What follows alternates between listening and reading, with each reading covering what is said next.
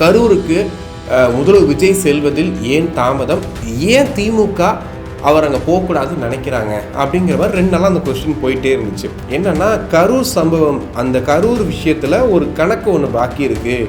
இன்றைக்கி விஜயபாஸ்கர்கள் 2 பேர் சேர்ந்துட்டாங்க. ஆனால் அந்த கரூர் பின்னாடி ஒரு பெரிய கணக்கு இருக்குது. அந்த கணக்கை கண்டிப்பாக தீர்த்துருவோம்.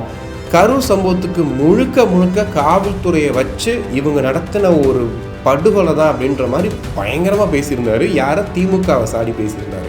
கரூர் ரொம்ப முக்கியமான ஒரு கணக்கு வழக்கு இருக்கு, முடிக்காம விட மாட்டோம். முதல்வர் விஜய் அவர்கள் நேரடியாக போயிட்டாரு அப்படின்னா அது இன்னும் அதிகமான ஒரு விஷயம் மாறிடும். இன்னொன்று பார்த்தீங்கன்னா, அந்த 41 குடும்பத்தில் பாதிக்கப்பட்டவங்களுக்கு அரசு வேலையும் சொல்லியிருக்காங்க. அந்த அரசு வேலையும் கொடுத்துட்டாங்க அப்படின்னா அது இன்னும் ஒரு வேற மாதிரி அவருக்கு ஒரு மாதிரி அட்வான்டேஜாக மாறிடுன்றதுக்காக திமுக ரொம்ப மூர்க்கமாக இருந்தாங்க. இதுக்காக ஒரு வழக்கு ஒன்று போடுறாங்க திமுக தரப்புல இருந்து. அந்த விஷயத்த, அந்த மனு வாபஸ் வாங்கிட்டு திமுக போயிருக்குது. இப்போ கரூர் போறது உறுதியாயிருச்சு அப்படிங்கிற மாதிரி இருக்கு. இப்போ கரூருக்கே போறேங்கிறாரு, போய் எங்கள் அரசு வேலையும் தரேங்கிறாரு. இப்போ நீங்கள் எப்படி கரூருக்கு போகலாம்? கரூருக்குலாம் நீங்கள் போகக்கூடாது, போனால் நீங்கள் சிபிஐ வழக்கு இருக்குது, நீங்கள் மாற்றி விட்டுருவீங்க மக்களை. மனசை ஏன் இவ்வளோ பதட்டம்? எதுக்கு இவ்வளோ பதறீங்க? ஒரு கள்ளச்சாராயம் குடிச்சிட்டு போன விஷயத்தையும் இதையும் நீங்கள் எப்படி கம்பேர் பண்ணுறீங்கன்னு எனக்கு தெரியல. இதில் இன்னொரு செய்தியும் மிக முக்கியமாக பார்க்க வேண்டியிருக்குது. இந்த குதிரை பேர வழக்கில் செந்தில் பாலாஜிக்கு நெருக்கமான ஒருத்தரை கைது பண்ணியிருந்தாங்க. யாருன்னா,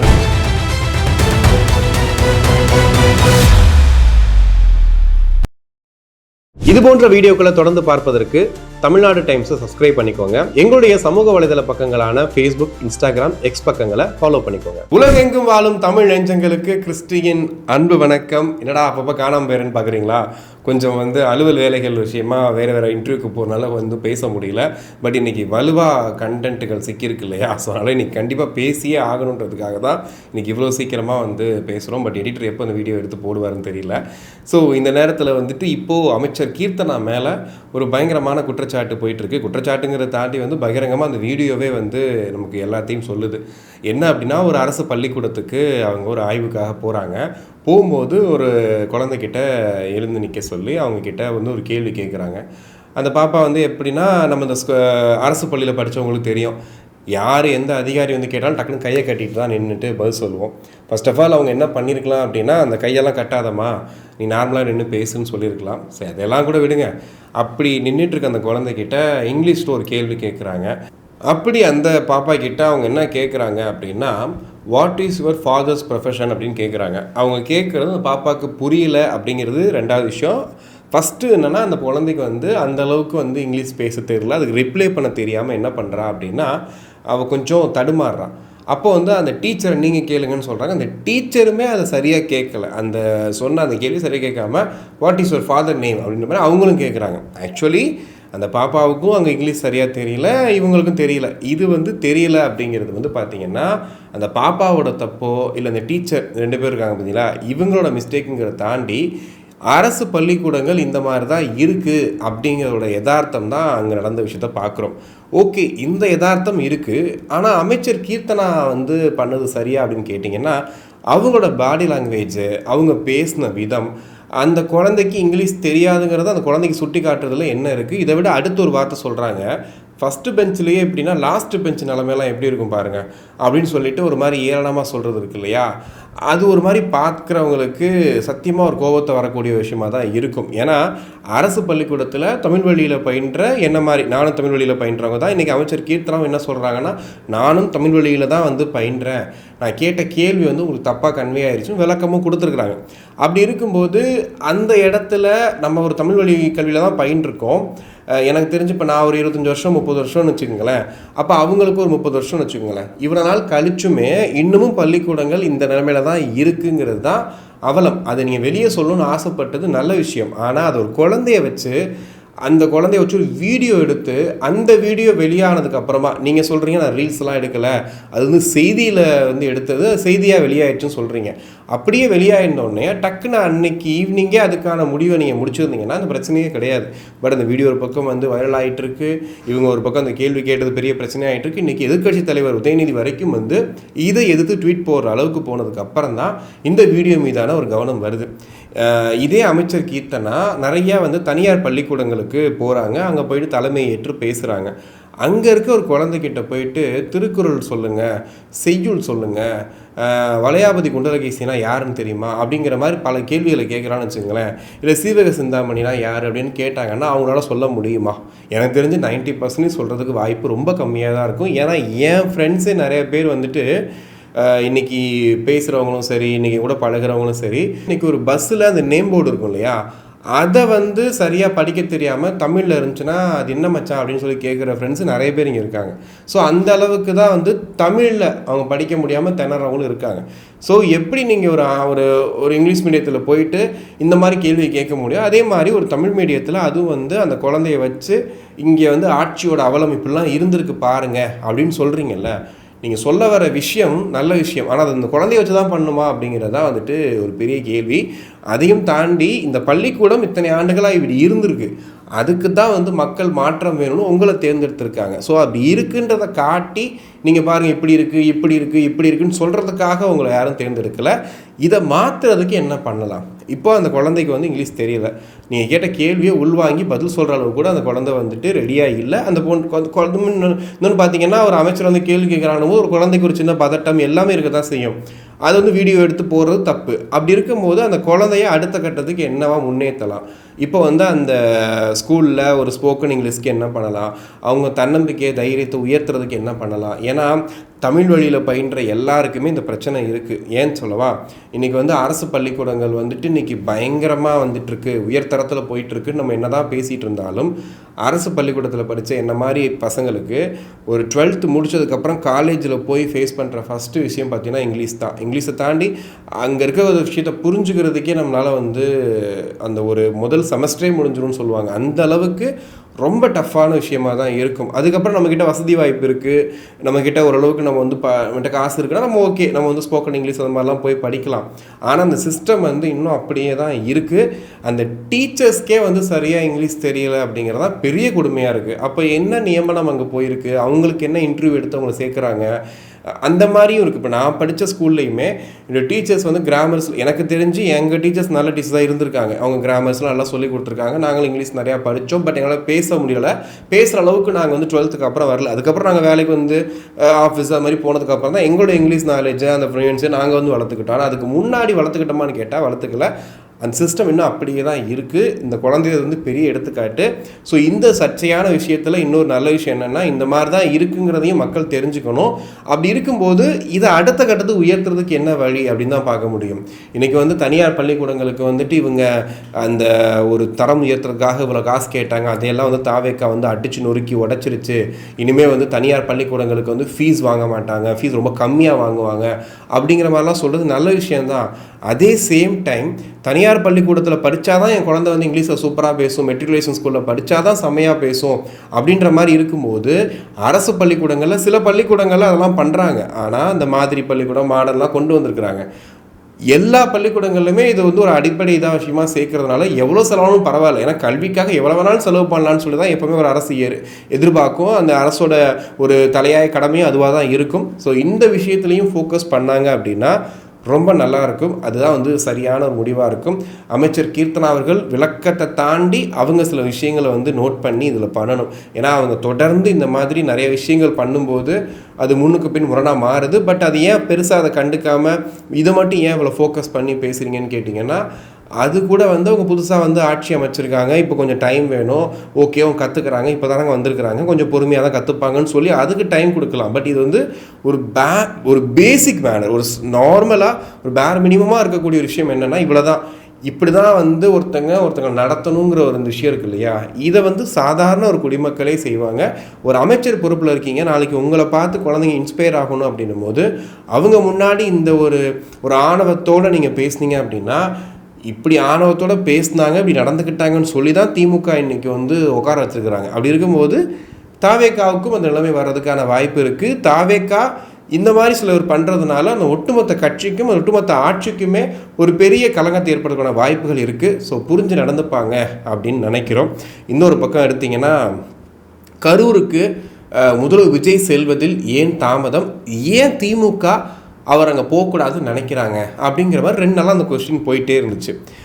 அப்போது என்ன ஆகுது அப்படின்னா, ஆதவ அர்ஜுனா அவர்கள் வந்து இந்த மாற்றுக் கட்சி இணைப்பு விழாவில் ஒரு விஷயத்த பேசுகிறாரு. என்னன்னா கரூர் சம்பவம், அந்த கரூர் விஷயத்தில் ஒரு கணக்கு ஒன்று பாக்கி இருக்குது.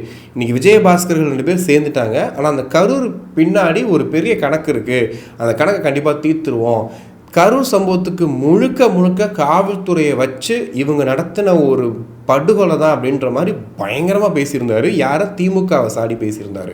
திமுக தான் காரணம், காவல்துறையை வச்சு பிளான் பண்ணிட்டாங்க அப்படிங்கிற மாதிரி பேசியிருந்தார். இதுக்கு வந்து திமுக தரப்பில் எதிர்குறல்கள் வந்துச்சு. அவங்களும் வந்து பேசினாங்க. ஒரு கட்டத்துக்கு மேலே போய் இந்த மாதிரி வந்துட்டு உச்சநீதிமன்றத்தில் வழக்கு இருக்குது. அப்படி இருக்கும்போது இந்த மாதிரி அமைச்சர் பேசலாமா? இது தப்பு இல்லையா? இப்படி பேசிகிட்டு இருக்கும் போது முதல்வர் விஜய் அவர்கள் இப்போ வந்து போகிறாரு அப்படின்னா, ஏற்கனவே முதல்வர் விஜய் அவர்கள் வந்துட்டு நிவாரணங்கள் கொடுக்குறாரு அந்த மக்களுக்கு, அவங்கள நேரில் சந்திக்கிறாரு. இதுவே அந்த பாதிக்கப்பட்ட குடும்பத்துக்கு வந்து ஒரு மாதிரி பிரெயின் வாஷ் பண்ணுற மாதிரி தானே. ஒரு சிபிஐ வழக்கு போயிட்டுருக்கு, மேலே உச்சநீதிமன்றம் விசாரிச்சுட்டு இருக்கு. அப்படி இருக்கும்போது இது பண்ணலாமா அப்படின்ற கேள்வியை கேட்டிருந்தாங்க. இப்போது முதல்வர் விஜய் அவர்கள் நேரடியாக போயிட்டார் அப்படின்னா அது இன்னும் அதிகமான ஒரு விஷயம் மாறிடும். இன்னொன்று பார்த்தீங்கன்னா, அந்த 41 குடும்பத்தில் பாதிக்கப்பட்டவங்களுக்கு அரசு வேலையும் சொல்லியிருக்காங்க. இப்போ அந்த அரசு வேலையும் கொடுத்துட்டாங்க அப்படின்னா அது இன்னும் வந்து ஒரு வேற மாதிரி அவருக்கு ஒரு மாதிரி அட்வான்டேஜாக மாறிடுன்றதுக்காக திமுக ரொம்ப மூர்க்கமாக இருந்தாங்க. இதுக்காக ஒரு வழக்கு ஒன்று போடுறாங்க திமுக தரப்புல இருந்து. அந்த வக்கீல் பேரை ஆக்சுவலி பார்த்தீங்கன்னா வழக்கு போட்ட உடனே இங்கே வந்துட்டு ஆதவர்ஜனா பேசினதை வச்சு இந்த மாதிரி சிபிஐ வந்து விசாரணை எடுக்கணும், இந்த மாதிரி வந்து அமைச்சர் பேசக்கூட தப்பு இல்லையான்னு சொல்லிட்டு வழக்கு போட்டு நீதிபதிகிட்ட போகிறாங்க. அப்போ என்னன்னா நீதிபதி கேட்குறாங்க, எதுக்காக வந்து நீங்கள் வழக்கு போட்டிருக்கீங்க, ஏன் தடுக்கிறீங்க அப்படின்னும் போது அந்த வக்கீல் என்ன சொல்லியிருக்காங்க அப்படின்னா, இந்த மாதிரி வந்துட்டு கரூர் சம்பவத்தில் குற்றவாளியாக, அதாவது குற்றம் சாட்டப்பட்டுள்ள விஜய், சிஎம் விஜயரும் குற்றம் சாட்டப்பட்டிருக்காரு, அவர் இந்த மாதிரி போகிறது சரியா அப்படின்னு போது கேட்கும்போது அதுக்கு நீதிபதி கேட்டிருக்காங்க, ஏங்க ஒருவேளை ஒரு அரசு முறை பயணமா இல்லை வந்து ஒரு நிர்வாகத்துக்காக அந்த விஷயத்துக்காக வந்து அவர் கரூர் போகலாம், அதுலலாம் எப்படிங்க நீதிமன்றம் தலையிட முடியும் அப்படிங்கிறது முதல் கேள்வி. இன்னொன்று, அவர் குற்றம் சாட்டப்பட்டவர், அவர் தான் வந்து குற்றவாளி அப்படிங்கிற மாதிரி எஃப்ஐஆரில் கூட எதுவுமே பதியலையே. அவர் மேலே வந்துட்டு எந்த ஒரு பேருமே இல்லையே, திமுக போட்ட எஃப்ஐஆர்லேயே இல்லையே. அதை விட்டுட்டு எப்படி நீங்கள் இதெல்லாம் கேட்பீங்க? உங்கள் சண்டையெல்லாம் வெளியில் வச்சுக்கோங்க. இந்த திமுக தாவேகாசெல்லாம் வெளியில் வச்சுக்கோங்க. நீதிமன்றம் வந்து சும்மா நீங்கள் வந்து இந்த ஸ்கூல் குழந்தைங்க மாதிரி வந்து போட்டு கொடுக்குற வேலை கிடையாது. ஒழுங்காக ஒரு நீதிமன்றத்தில் நீங்கள் வழக்கை எடுத்து நடத்துறீங்க அப்படின்னா அந்த கேஸ் கட்டை கொஞ்சம் படிச்சுட்டு வாங்க, ஃபுல்லாக ஒரு ஹிஸ்ட்ரிலாம் படிச்சுட்டு வாங்க. ஏங்க அவர் பேரை எஃப்ஐஆரே போடல, நீங்கள் அவரை போயிட்டு நீங்கள் போகக்கூடாதுன்னு சொன்னால் என்னங்க அர்த்தம் சொல்லி நீதிமன்றம் சொல்லி அனுப்பிச்சிருக்கு. ஒழுங்காக இதை வந்து வாபஸ் வாங்க, இல்லைனா வந்து நான் வழக்கை தள்ளுபடி பண்ணிடுவேன்னு சொன்னதுக்கு அப்புறமா அந்த விஷயத்தை அந்த மனு வந்து வாபஸ் வாங்கிட்டு திமுக போயிருக்குது. இப்போது கரூர் போகிறது உறுதியாயிருச்சு அப்படிங்கிற மாதிரி இருக்குது. இதுக்கு மத்தியில் ஒரே ஒரு விஷயம் மட்டும் சொல்லிக்கிறேன். ஒரு அக்கா அவங்க வீடியோ போட்டிருந்தாங்க ரீல்ஸில், அது யாருன்னு தெரியல, அந்த ஐடி மென்ஷன் பண்ணி அவங்கள சொல்ல வேணாம்னு நினைக்கிறேன். அது எனக்கு ஒரு மாதிரி பட்டுச்சு, பட் உங்ககிட்ட ஷேர் பண்ணுறேன், உங்களுக்கு என்ன தோணுதுன்னு சொல்கிறேங்க. இந்த 41 குடும்பம் இருக்கு இல்லையா, அந்த 41 குடும்பத்துக்கு அவன் அரசு வேலைன்ற ஒரு செய்தி போயிட்டுருக்கு. அது கொடுக்குறாங்களா கொடுக்கலையாங்கிறத இன்னும் ஃபைனலைஸ் பண்ணல, மேபி பார்க்கலாம் என்ன பண்ணுறாங்க அப்படின்ட்டு. அப்படி கொடுக்கறதுனால என்ன இங்கே மாறிட போகுது, என்ன விஷயங்கள் இங்கே வந்து இதாகிட போகுதுன்ற மாதிரி ஒருத்தவங்க பேசியிருந்தாங்க. அவங்க என்ன சொல்கிறாங்க அப்படின்னா, இந்த 41 குடும்பத்தில் இருக்கவங்களுக்கு அரசு வேலை கொடுத்தீங்கன்னா அப்போ இந்த டிஎன்பிஎஸ்சி இந்த மாதிரிலாம் எக்ஸாம் எழுதிட்டு இருக்காங்க இல்லையா, அவங்களுடைய வாய்ப்பை பறிக்கிற மாதிரி இருக்கும். அதே மாதிரி கள்ளச்சாராயம் குடிச்சிட்டு வந்துட்டு இறந்து போனவங்களுக்கு 10 லட்ச ரூபா கொடுக்கும்போது நீங்கள் என்ன இது பண்ணீங்க, அதே மாதிரி தான் இது ஒரு விஷயம். ஒரு நடிகரை பார்க்க அவங்களோட அவர் பார்த்தே ஆகணுன்ட்டு போய் செத்து போன இவங்களுக்கு நீங்கள் அரசு வேலை கொடுத்தா அது சரியாக இருக்குமான்னு ஒருத்தவங்க பேசியிருந்தாங்க. எனக்கு அதை பார்த்தோன்னே என்ன தோணுச்சு அப்படின்னா, ஏதாவது எப்படின்னா விஜய் அவர்கள் ஒரு ஆறுதல் சொல்கிறதுக்காகவும் அவர் வந்து அவர் மேலே தப்பை மறைக்கிறதுக்காகவும் அரசு வேலையை எடுத்து அவர் யூஸ் பண்ணிக்கிறாரு அப்படிங்கிற மாதிரி அவங்க பேசியிருந்தாங்க. அதை விட முக்கியமாக வந்து ஒரு நடிகரை பார்க்க போய் இறந்து போன கூட்டத்துக்கு போய் நம்ம வந்து அரசு வேலை கொடுக்கலாமான்னு சொல்லி பேசும்போது, ஒருவேளை அவங்க ஃபேமிலியில் பேசிகிட்டு இருக்க அக்கா இருக்காங்கல்ல, அவங்க ஃபேமிலியில் ஒருத்தங்களுக்கு இந்த மாதிரி ஆயிருந்து அதை வெளியில் சொல்லவும் முடியாமல் மெல்லவும் முடியாமல் அவங்க மேலேயே குற்றச்சாட்டும் வச்சுக்கிட்டு அதை எப்படி வந்து அவங்க அதை கடந்து போக முடியும்? ஆனால் அவங்க ரொம்ப வாய்க்கூசாமல் சொல்கிறாங்க, இவங்க எல்லாத்துக்கும் இப்படி அரசு வேலை கொடுத்துட்டா நீங்கள் போகலை, அவங்க போயிருக்காங்க, அப்படி ஆகிப்போச்சு. நான் என்ன கேட்குறேன்,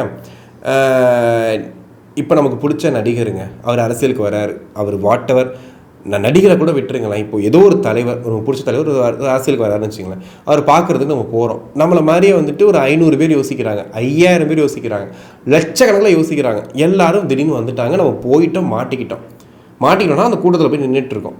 அப்போது அந்த இடத்துல காவல்துறை என்ன பண்ணணும் அப்படிங்கிறது நமக்கு தெரியும். காவல்துறை பாதுகாப்பு கொடுத்துருக்கணும். ஆனால் அந்த இடத்துல வந்துட்டு நிறையா நடந்திருக்கு. ஓகேவா, அது எல்லாமே சிபிஐ வழக்கில் இருக்குது, அவங்க விசாரிச்சுட்டு இருக்காங்க. என்ன நடக்கும்போது அதை நம்ம பார்த்துருவோம். ஆனால் அந்த போன குடும்பம் என்ன பாவம் பண்ணிச்சுன்னு தான் நம்ம கேட்குறோம்.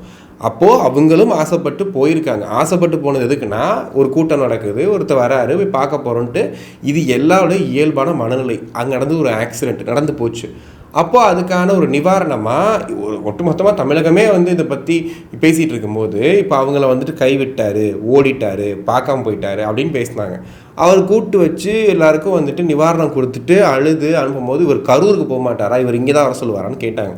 இப்போ கரூருக்கே போகிறேங்கிறாரு, போய் எங்கள் அரசு வேலையும் தரேங்கிறாரு. இப்போ வந்துட்டு நீங்கள் எப்படி கரூருக்கு போகலாம்? கரூருக்குலாம் நீங்கள் போகக்கூடாது, போனால் நீங்கள் சிபிஐ வழக்கு இருக்குது, நீங்கள் வந்து மாற்றி விட்டுருவீங்க மக்களை, மனசை மாற்றி. ஏன் இவ்வளோ பதட்டம்? எதுக்கு இவ்வளோ பதறீங்க?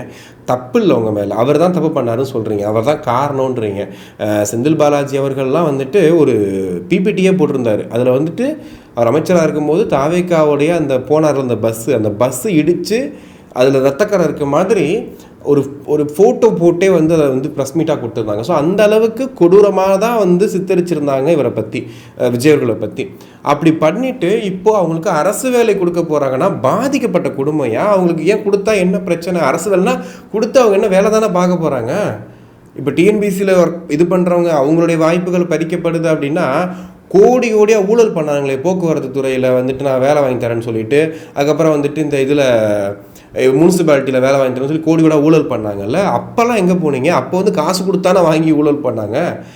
அதையெல்லாம் கேட்குறதுக்கு அதான் எனக்கு புரியலை. என்னென்னா, இங்கே வந்து 2 பிரச்சனை போயிட்டுருக்குங்க. ஒன்று வந்து திமுகவுக்கு நீங்கள் சப்போர்ட் பண்ணி பேசுகிறீங்க அப்படின்னா நீங்கள் கொள்கைவாதி, நீங்கள் வந்து ரொம்ப என்ன சொல்கிறது, ரொம்ப அறிவாளி அப்படின்ற மாதிரி.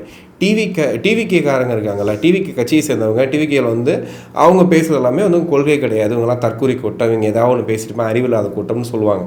இது வந்து போயிட்டுருக்கு. இப்போ ரீசெண்டாக அதான் பெரிய ஒரு இதாக போயிட்டுருக்கு தானே. அறிவாளியை காட்டிக்கணும், நம்ம திமுக சப்போர்ட் பண்ணி பேசணும், அறிவாளி. திமுக சப்போர்ட் பண்ணி பேசலைன்னா நம்ம வந்து முட்டாள், டிவிகேக்காரன் வந்துட்டு கொள்கையும் கிடையாது, ஒன்றும் கிடையாது அப்படின்ற மாதிரி பேசுறது. ஆனால் அதில் நியாயம்னு ஒன்று இருக்குல்ல. ஸோ நியாயமாக தான் நானும் கேட்குறேன். ஒரு விஷயம் நடந்திருக்கு, அதுக்காக அரசு வேலை கொடுக்குறோன்னு சொல்கிறாங்க. ஒரு கள்ளச்சாராயம் குடிச்சிட்டு போன விஷயத்தையும் இதையும் நீங்கள் எப்படி கம்பேர் பண்ணுறீங்கன்னு எனக்கு தெரியல. கிட்டத்தட்ட எப்படின்னா, ஒரு நடிகரை பார்க்க போய் விழுந்து செத்த கூட்டமும் இதுவும் கள்ளச்சாராயம் குடிச்சு செத்த கூட்டமும் ஒன்று அப்படிங்கிற மாதிரி பேசுகிறதெல்லாம் ரொம்ப கொச்சையாக இருக்குது. அது ஏற்றுக்கவே முடியல. அதை நான் ஷேர் பண்ணணும்னு நினச்சேன். தயவு செஞ்சு இதற்கான கருத்துக்களை தயவு செஞ்சு கீழே வந்து கமெண்ட்ஸாக போடுங்க. எனக்கே ரொம்ப குழப்பமாக இருக்குது, என்னடா நடக்குது இந்த தமிழ்நாட்டில் அப்படின்ட்டு. ஒரு ஊழல் பண்ணுறாங்க, ஓப்பனாக மாட்டுறாங்க, 2 மணி நேரம் ஒருத்தரை காணோம், அதெல்லாம் கேட்குறதுக்கு இங்கே யாருமே ரெடியாக இல்லை. ஆனால் வந்துட்டு இந்த மாதிரி ஒரு குட்டி சின்ன விஷயங்கள் கூட நல்லதாங்க நடக்குது, அதெல்லாம் கெட்டது நடக்கலை. ஒருத்தங்களுக்கு வேலை கிடைக்குது, அவ்வளோதான். அரசு வேலை கிடைக்குது, அவங்களுக்கு வேறு என்னத்தை திரும்ப கொடுத்துட முடியும்? அரசு வேலை கிடைக்குது. ஒரு ஆக்சிடெண்ட், ஒரு பேரிடர்னு வச்சுக்கலாமே, அதை ஒரு பேரிடரில் அப்படி ஆகிப்போச்சுங்க. அவங்களுக்கு ஒரு விஷயம் கொடுக்குறோம், அதில் என்னங்க தப்பு இருக்குது அப்படின்னு தான் நம்ம கேட்குற மாதிரி தான் இருக்குது. நல்லது பண்ணால் கூட இல்லைங்க, அதில் வந்து நீங்கள் இந்த மாதிரி பண்ணுறீங்கன்னும் போது தெரியல. இப்போ காசாக கொடுத்தா என்ன சொல்லுவாங்க? அதான் சொல்லுவாங்க. அரசு வேலைன்னும் போது இன்னும் அதிகமாக தான் சொல்லுவாங்க. ஓகே, பார்க்கலாம். ஏன்னா அது வந்து பார்த்திங்கன்னா, அந்த பாதிக்கப்பட்டவங்க இடத்துல இருந்து யோசிக்காமல் சும்மா மேலே இருந்து நம்ம காரில் போகிறோம், நமக்கு டெய்லி சாப்பாடு கிடைக்குது, நம்ம சூப்பராக இருக்கோம், நமக்கு என்ன பிரச்சனைன்னு யோசிக்கிறாங்கல்ல, அவங்க வந்து மைண்ட் செட்டு இப்படி தான் இருக்கும். இன்னொரு பக்கம் நான் சொன்னேன் இல்லையா, ஒருத்தரை காணோம், 2 நாளாக காணோம், சரி 1 வாரமாக காணோம், 2 வாரம் ரொம்ப தேடுறாங்க, காணோம். எனக்கு தெரிஞ்சு பார்த்தீங்கன்னா, அவருக்கு வந்து லுக் அவுட் நோட்டீஸ் வரைக்கும் கொடுத்தாச்சு, வீட்டில் ஒட்டியாச்சு. இந்த மாதிரி ஒரு தேடப்படும் குற்றவாளின்ற மாதிரி கூட பண்ணியாச்சு. தேடப்படும் குற்றவாளின்னு சொல்லக்கூடாது, ஓகே விசாரணைக்காக தேடிட்டு இருக்கோம் அப்படின்னு. இவ்வளவும் பண்ணியும் 2 பேரை காணோம். செந்தில் பாலாஜியும் காணோம், அவரோட தம்பி அசோக்கையும் காணோம். ஏன்னா இது இந்த அளவுக்கு வந்துட்டு காவல்துறை வந்து வீக்காக இருக்காங்களா? ஏன் எல்லாமே இருக்குது, எங்கே இருக்காருன்னு பார்த்தா ரகசியமாக எங்கேயோ இருக்காராங்க, எங்கே இருக்காருன்னு இது வரைக்கும் காவல்துறையால் கண்டுபிடிக்க முடியலன்னும் போது ரொம்ப ஆச்சரியமாக இருக்குது. செந்தில் பாலாஜி அவர்கள் இந்த எம்எல்ஏக்கள் விலைக்கு வாங்கின விஷயங்கள் இருக்கு இல்லையா, இதில் தவறு இல்லாத பட்சத்தில் அதில் வந்து சிவசங்கர்னு ஒருத்தர் முன்னாள் அமைச்சர், அவர் நான் ரொம்ப பாராட்டுவேன். அவர் வந்து இந்த போக்குவரத்து துறையில் வந்து நான் வேலை வாங்கி தரேன்னு சொல்லிட்டு ஒரு 7 lakhs மட்டும் தான் அவர் ஷேர்னு நினைக்கிறேன், மொத்தமாக வாங்கினதில் ஒரு 7 lakhs ஷேர் வாங்கிட்டாருன்னு சொல்லிட்டு ஒரு பஞ்சாயத்து போச்சு. ஆனால் மனுஷன் விசாரணை கரெக்டாக வந்து ஆஜரானார், விசாரணை முடிச்சுட்டு தான் அவர் போனார். விசாரணை, நான் சொல்லுது விசாரணை, அவர் குற்றச்சாட்டு மேலே இருந்துச்சு, அது உண்மையோ பொய்யோ, பட் வந்து விசாரணை வந்து உட்கார்ந்தார் பார்த்தீங்களா, பெரிய பாராட்டுகள். ஆனால் இந்த விஷயத்தில் இதை பற்றி திமுக வாயை திறக்கவே இல்லை. உதயநிதி அவர்கள் மட்டும்தான் மேடையில் பேசுகிறாரு. என்ன சொல்கிறாரு அப்படின்னா, தாவேகாவை பொறுத்த வரைக்கும் வந்துட்டு கஞ்சா கடத்துறவங்க, போதைப்பொருள் பயன்படுத்துகிறவங்க, இன்னொருத்தர் வீட்டில் போய் சண்டை போடுற ரவுடிகள், இவங்க தான் வந்து அமைச்சர்கள், எம்எல்ஏக்கள் ஆயிருக்காங்க. இவங்களை வந்து திமுக விலைக்கு வாங்கி என்ன பண்ண போகுது, அந்த அவசியம்லாம் எங்களுக்கு கிடையாதுன்னு சொல்லிட்டு அந்த வார்த்தையை மட்டும் தான் சொல்கிறாரு. ஆனால் அதில் செந்தில் பாலாஜிக்கு என்ன ஆச்சு, செந்தில் பாலாஜி எப்படி அதில் பேர் வந்துச்சு, அசோக்குமார் என்ன பண்ணார், இதை பற்றி அவங்க எதுவுமே பேசலை. ஆனால் ஒட்டுமொத்தமாக கரூர் கம்பெனி மாட்டியிருக்குன்ற மட்டும் தெளிவாக தெரியுது. ஒரு 9 பேர் வந்து சிக்கியிருக்காங்க. 9 பேருமே அந்த உபதெய்வங்கள் இருப்பாங்கள்ல, அவங்க தான். பட் இந்த சோர்ஸ் இருக்குல்ல, இந்த ஃபண்டு எங்கேருந்து வந்துச்சு அப்படிங்கிறது தான் விசாரணையாக போயிட்டுருக்கு. செந்தில் பாலாஜிகள் மாட்டுவார். அவருக்கு வந்து போலீஸ் வலைவீச்சு அளவுக்கு போனதுக்கப்புறமா தப்பு பண்ணலை அப்படின்னா ஏன் தலைமறைவாகணும் அப்படிங்கிறது தெரியல. இல்லை வழக்கறிஞர்கள் வந்து இதை பற்றி பேசுகிறாங்களா, இது பண்ணுறாங்களான்னு தெரியல. இப்போ முன்ஜாமீன் மனு வந்து ஒன்று கேட்டிருந்தாங்க, அதுவும் வந்து ஸ்வாக ஆயிடுச்சு. அதுக்கப்புறமா வந்துட்டு இவங்க இந்த டைம் இழுத்துட்டு போகலான்னு ஒரு பிளான் பண்ணாங்க. 2 நோட்டீஸ் அனுப்பிச்சாச்சு. இதுக்கப்புறம் வரல, இன்னும் சம்மன் அனுப்பிச்சதுக்கப்புறம் வரல அப்படின்னா அடுத்து என்ன பண்ண போகிறாங்கன்னு தெரியல. ஸோ ஒரு தீவிரமான ஒரு தேடுதல் வேட்டை வந்து நடந்துக்கிட்டு இருக்குது. எனக்கு தெரிஞ்சு ஒரு 2 டேஸில் ஒரு அரெஸ்ட்டுன்ற மாதிரி வருமா அப்படிங்கிறது தெரியல. ஆனால் திமுக இதை பற்றி கொஞ்சம் கூட கவனிக்காமல் பேசாமல் இருக்கிறது தான் பெரிய ஆச்சரியமாக இருக்குது. தாவேகா எம்எல்ஏக்களை வழக்கவே நாங்கள் என்ன பண்ண போகிறோம் அப்படின்னு கேட்குற இடத்துல இருந்துட்டு, ஆனால் ஒவ்வொரு கல்யாண வீட்டில் எங்கே போனாலும் சரி 1 மாதத்தில் ஆட்சி கலைஞ்சிரும், 6 மாதத்தில் ஆட்சி கலைஞ்சிரும்னு சொல்கிறாங்க இல்லையா. அப்போ அதுக்கு பின்னாடி இந்த விஷயங்கள்லாம் இருக்கா, இதுக்காக தான் பேசுகிறாங்களா அப்படிங்கிறதையும் நோட் பண்ண வேண்டியிருக்கு. இதில் இன்னொரு செய்தியும் வந்து மிக முக்கியமாக பார்க்க வேண்டியிருக்குது. இந்த குதிரை பேர வழக்கில் வந்து செந்தில் பாலாஜிக்கு நெருக்கமான ஒருத்தரை கைது பண்ணியிருந்தாங்க. யாருன்னா நரேஷ் அப்படிங்கிறவரை. இன்றைக்கி அவர் வீட்டில் சோதனை மேற்கொள்ளும் போது கத்தையாக வந்து பணம் வந்து பறிமுதல் செய்யப்பட்டிருக்குது. எவ்வளோ அமௌண்ட் அப்படிங்கிறது வரைக்கும் சொல்லலை. பட் ஆனால் வந்து சோதனை பண்ணும்போது இவ்வளோ அமௌண்ட்ஸ் வந்து அவர்கிட்ட இருந்து வந்திருக்குன்றாங்க. ஸோ இது வந்து அனுமார் வாழ்மால் நீண்டுக்கிட்டே போகும் தான் நினைக்கிறேன்.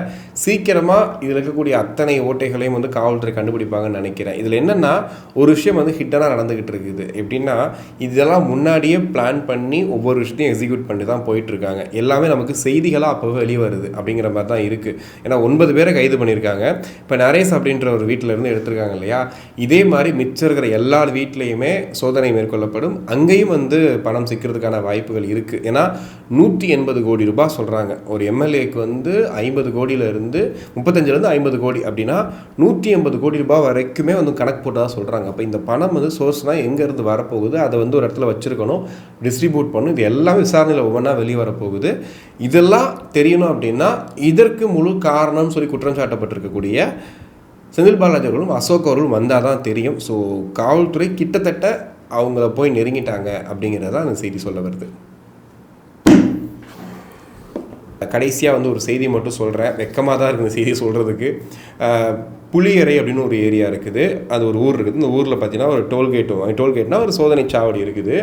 அந்த சோதனை சாவடிலேருந்து கேரளாவுக்கு லாரிகளில் இங்கேருந்து சில பொருட்களை ஏற்றிட்டு வர்றது இதான் அங்கே நடந்துகிட்டு இருக்கு. அப்போ அந்த சோதனை சாவடிக்கு காவலர்கள் வெறும் 200 ரூபாய் கொடுத்து அந்த சோதனை சாவடியை கடந்து போகிறாங்களாம். எப்படின்னா போகும்போது 200 கொடுத்து தான் போகணுமா. அதுக்கு ரசீது, சீட்டு எதுவுமே தேவை கிடையாதான். இதை வந்து யார் சொல்லியிருக்காங்க அப்படின்னா ஒரு மலையாள மீடியா சொல்லியிருக்காங்க. கேரளாவில் இயங்கக்கூடிய ஒரு மலையாள மீடியா இதை வந்து ப்ரூஃபோட வித் ஆதாரத்தோடு போட்டிருக்காங்க. புளியரை நம்ம தமிழ்நாட்டில் இருந்து கேரளாவுக்கு போகக்கூடிய அந்த செக் போஸ்ட்டில் 200 ரூபாய் ரசீது கிடையாது, இந்த கம்ப்யூட்டர் பிரிண்ட் பில் எதுவுமே கிடையாது. ஜஸ்ட்டு 200 ரூபா கொடுத்து நீ பாட்டு போயிட்டே இருக்கலாம் அப்படிங்கிற மாதிரி சொல்கிறது. உள்ள என்ன இருக்குது ஏது இருக்குன்றதெல்லாம் பிரச்சனை கிடையாது, எடுத்துகிட்டு போ அப்படிங்கிற மாதிரி சொல்லியிருக்கிறாங்க. இந்த இது வந்து ஆதாரத்தோட மலையாள மீடியா வெளியிட்டிருக்கு. அப்போ தமிழ் மீடியா என்ன பண்ணுறாங்க, தமிழக ஊடகங்கள் என்ன பண்ணுறாங்க அப்படின்ற கேள்வியும் எழுந்திருக்கு. இதை வந்து உடனடியாக வந்து தடுத்து நிறுத்தணும். ஏன்னா யோசிச்சு பாருங்கள், ஒரு நாளைக்கு எத்தனை லாரிகள் கிராஸ் ஆகுது. அப்போ லட்சக்கணக்கில் காசு எங்கே போகுது, யாருக்கிட்ட போகுது, எதுவுமே புரியல. அதாவது எல்லாருமே சும்மா லஞ்சம் கேட்குறாங்க சொல்லி தான் இன்றைக்கி வந்து பாடி கேமரா வச்சு இதெல்லாம் வச்சு இன்றைக்கி ரோட்டில் பார்க்குறோம். வந்துட்டு எல்லாருமே கார்டு கொடுங்க அப்படிங்கிறாங்க. இப்போ நமக்கு போலீஸ் ஆஃபீஸர் நிப்பாட்டினா என்ன சொல்கிறாங்கன்னா, டிராஃபிக் போலீஸ் நீங்கள் கார்டு கொடுங்க, நான் தேய்ச்சிக்கிறேன், பில்லு தரேன்றாங்க. ஸோ இந்த மாதிரி பண்ணும்போது கூட ஓரளவுக்கு நம்புற மாதிரி இருக்குது. ஆனால் நீங்கள் போகிற போக்கில் லாரியில் 200 வாங்கிட்டு இருந்தீங்கன்னா புரியல, எங்கே போய் நிற்க போகுதுன்னு தெரியல. ஸோ அதையும் வந்து சொல்கிறேன். ஸோ தயவு செஞ்சு கீழே கமெண்ட்ஸில் சொல்லுங்கள், இதெல்லாம் வந்து நீங்கள் எப்படி பார்க்குறீங்க அப்படின்னு சொல்லிட்டு. உண்மையிலே சொல்லப்போனால் மண்டை வெட்டிக்குதுன்னு வாங்கலாம், அந்த மாதிரி தான் போகுது. போக போக நடக்கக்கூடிய ஒவ்வொரு சம்பவங்களும் அந்த மாதிரி தான் இருக்குது. ஸோ தொடர்ந்து வீடியோ பார்த்துட்ருக்க எல்லாருக்கும் ரொம்ப நன்றி. உலகெங்கும் வாழக்கூடிய தமிழ் நெஞ்சங்கள்னு சொல்லி நான் ஸ்டார்ட் பண்ணுறது வந்துட்டு எதுக்காகனா நிறைய வெளிநாடுகளில் நம்ம வீடியோ பார்க்குறீங்க. ஸோ அவங்க எல்லாருக்கும் ரொம்ப நன்றி. ஸோ உங்களுடைய கருத்துக்களை தயவு செஞ்சு கீழே கமெண்ட்ஸில் போடுங்க. மீண்டும்